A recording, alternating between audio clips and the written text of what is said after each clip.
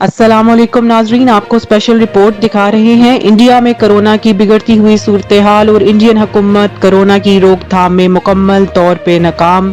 India में तबाही much गई। इंडिया की गवर्नमेंट की नाअहली की वजह से आज इन हालात का सामना करना पड़ गया। इंडिया के वजीर आजम नरेंद्र मोदी की गलत पॉलिसियों की वजह से ये बुरा वक्त देखना नसीब हुआ, जिसकी वजह से बहुत से खानदान उजड़ गए, बहुत से लोग अपने प्यारों से बिछड़ गए और इंडिया बर्बाद हो गया। इंडिया की इकॉनमी 20 साल पीछे चली गई। पाकिस्तानी अवाम इस मुश्किल वक्त में इंडियन अवाम के दुख में शामिल है।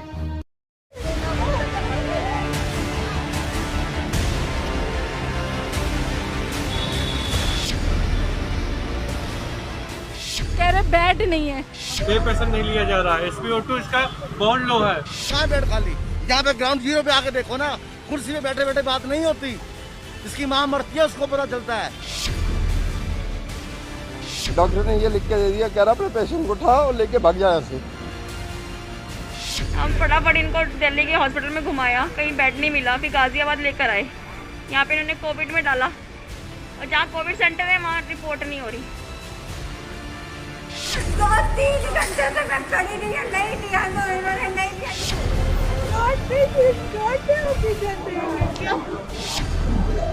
बेड की जगह नहीं है तो भी हॉस्पिटल बंद करो। जो तुम्हारे बेड की जगह नहीं है, ऑक्सीजन नहीं है तो ताला लगा हॉस्पिटल के अंदर। हम बैठ कर हॉस्पिटल भी गई, मैक्स भी गई, सब जगह गई, किसी ने एडमिट नहीं करा, किसी ने एडमिट नहीं करा मेरी माँ को। ये बताइए गवर्नमेंट क्या कर रही है? आपको कितना लगेगा?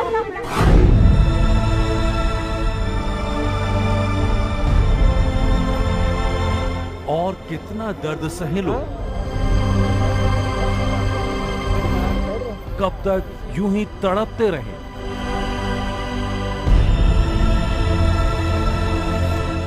इलाज के इंतजार में दम तोड़ते रहे।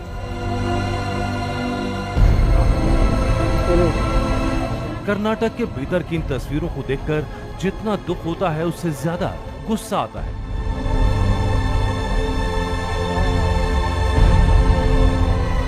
कोई फुटपाथ पर पड़ा है, कोई सड़क पर गिरा है।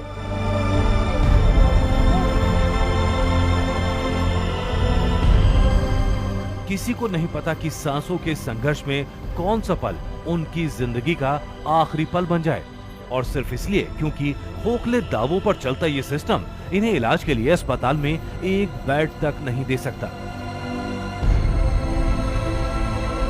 इन मरीजों के परिजन अस्पताल के सामने गुहार लगाते रहे, इलाज की भीख मांगते रहे, लेकिन अस्पताल ने कह दिया जब बेड ही नहीं तो इलाज कहां से करें।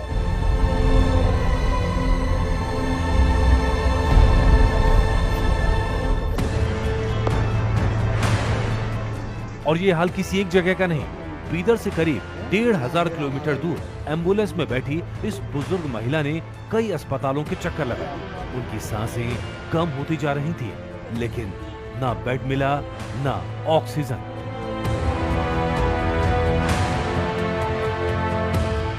आखिरकार इसी एम्बुलेंस में उन्होंने दम तोड़ दिया। घर पे ना एकदम उनके ना सांस उखड़ गई थी, बीमार कफ हो गई थी, सांस उखड़ गई थी। हमने कहा शायद मतलब कि पता नहीं क्या प्रॉब्लम है, क्योंकि बीमार तो वो पहले से रहते थे। हम फटाफट इनको दिल्ली के हॉस्पिटल में घुमाया, कहीं बेड नहीं मिला, फिर गाजियाबाद लेकर आए।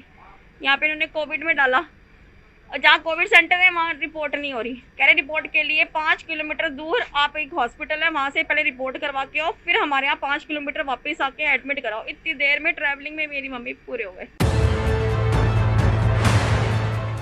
ये देश की राजधानी है, जहां के LNJP अस्पताल में बेड न होने के कारण इस मरीज को एम्बुलेंस में ही ऑक्सीजन लगानी पड़ी।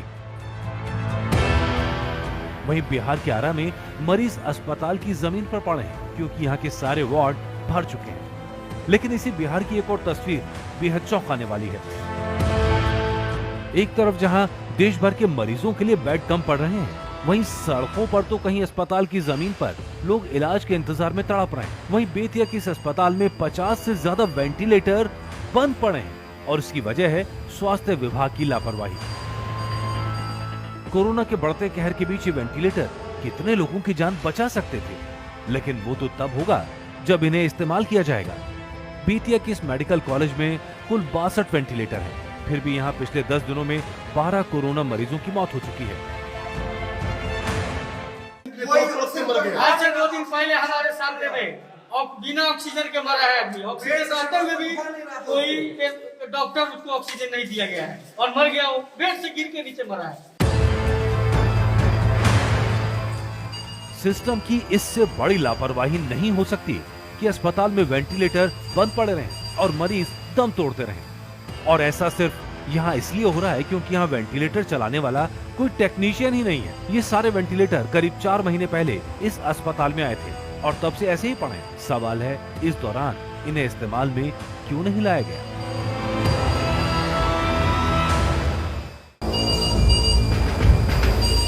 इस पर अस्पताल प्रशासन का कहना है कि वेंटिलेटर ठीक से काम नहीं कर रहे। तो फिर सवाल है कि जब अभी तक इनका इस्तेमाल ही नहीं हुआ तो खराब कैसे हो गए, और खराब है तो उन्हें ठीक कराने के लिए अब तक कोई कदम क्यों नहीं उठाए गए। 26 वेंटिलेटर पीएम केयर वाले से हमको मिला है, जिसको इंस्टॉल कराया जा रहा है। इसके अलावा हमने 25 और वेंटिलेटर जो मुजफ्फरपुर DRDO हॉस्पिटल से हम लोगों को मिलने वाला है, वो मिल गया है, वो आ गया है, उसको भी हम लोग इंस्टॉल करा रहे हैं। बायोमेडिकल इंजीनियर जो है वो आने वाले हैं और वो इंस्टॉल करेंगे। वेंटिलेटर को लेकर अस्पताल प्रशासन का ये रवैया हैरान करने वाला है, वो भी तब जब इसी अस्पताल में हर दिन आने वाले कोरोना मरीजों की संख्या बढ़ती जा रही है। लगभग ऐसी ही तस्वीर बिहार के सुपौल से भी सामने आई। यहाँ के सदर अस्पताल में 6 वेंटिलेटर मौजूद हैं, जिन्हें पीएम केयर फंड से भेजा गया। पिछले साल जून के महीने में ये वेंटिलेटर इस अस्पताल में आए थे, लेकिन 10 महीने से ये ऐसे ही रखे हुए हैं, इनकी पैकिंग तक नहीं खोली गई। नतीजा ये है कि पिछले साल कोरोना मरीजों की जान बचाने के लिए जो वेंटिलेटर भेजे गए, वो इस साल भी कोरोना मरीजों के काम नहीं आ पा रहे। यहाँ पर जो है जंग से खा रहा है, लेकिन वेंटिलेटर का जो है सुविधा यहाँ हमको नहीं मिला। हमको जो है रेफर कर दिया गया, जो आप पटना जाइए, पटना में जाके जो है हम अपना इलाज कराए। अब तो आप लोग को जो है पूरा मालूम ही है, जो मुखिया जी नहीं रहे इलाज के दौरान जो है पटना गए, पटना में जो है इलाज उनका चल रहा था। इलाज के दौरान जो है इनका सुपौल में वेंटिलेटर है, लेकिन फिर भी जो है वेंटिलेटर की सुविधा नहीं दिया जा रहा है। अभी भी जो है अगर सुचारू रूप से चले, जो समय चल रहा है कोविड का, अगर ये चलावे अगर सुपौल सदर हॉस्पिटल, तो बहुत का जो है जान बच सकता है। सुपौल में अब भी हर दिन कोरोना के 60 से ज्यादा मामले आ रहे हैं, फिर भी अस्पताल प्रशासन इन वेंटिलेटर्स का इस्तेमाल करने की बजाय इन्हें शो पीस बनाकर रखे हुए है। हद तो ये हो गई कि 10 महीने में वेंटिलेटर के लिए ऑक्सीजन पाइपलाइन तक नहीं लगाई गई।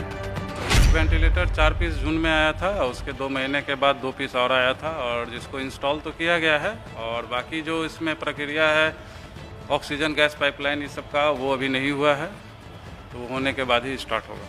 कब तक उम्मीद है? कब तक? विभाग को लिखा गया है और उम्मीद है कि जल्द ही शुरू हो जाएगा। बिहार के सरकारी अस्पतालों में कुल 500 वेंटिलेटर होने का दावा किया जाता है, लेकिन अगर वो उसी हाल में हैं जैसे बेतिया और सुपौल के अस्पतालों में, तो कहना गलत नहीं होगा कि यहाँ का हेल्थ सिस्टम ही वेंटिलेटर पर है।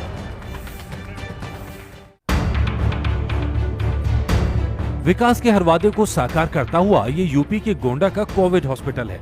जिला अस्पताल के कैंपस में बना कोविड हॉस्पिटल सुविधाओं के मामले में किसी प्राइवेट हॉस्पिटल से कम नहीं।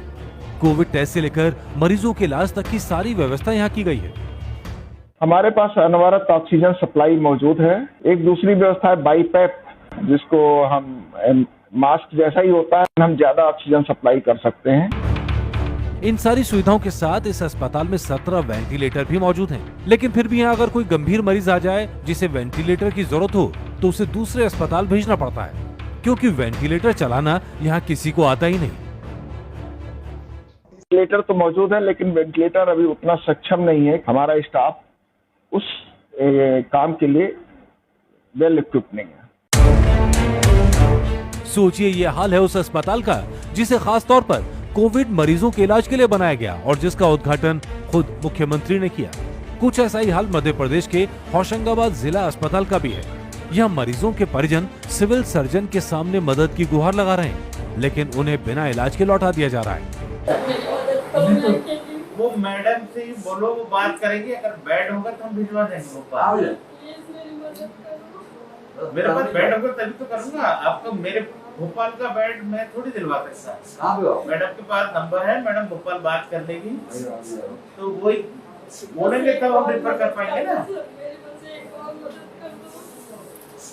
ये मानो यहाँ पे है नहीं तो हम मदद करने में बिल्कुल कर देते हैं। आपका मरीज यहाँ पे भर्ती है ना, पर अब कैसे करेंगे हम?